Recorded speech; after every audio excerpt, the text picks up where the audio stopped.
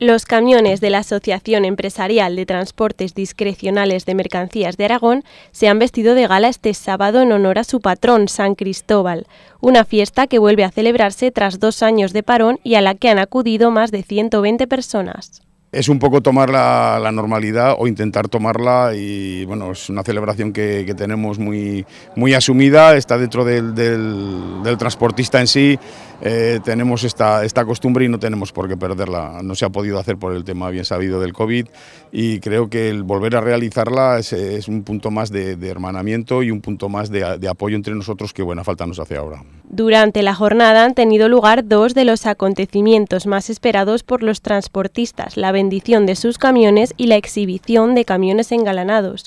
Los socios han vestido los vehículos con sus mejores galas y el más bonito ha sido premiado con un jamón. Hemos intentado luchar contra la competencia desleal, que era es el principal hándicap que tenemos.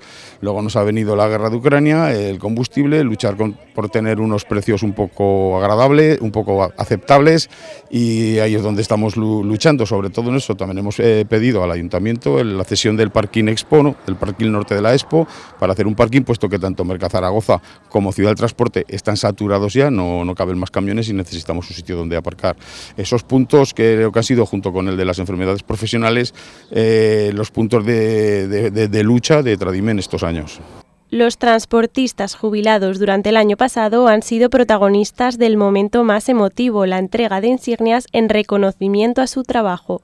Un broche de oro perfecto a una jornada que ha dejado claro el orgullo de pertenecer al sector del transporte.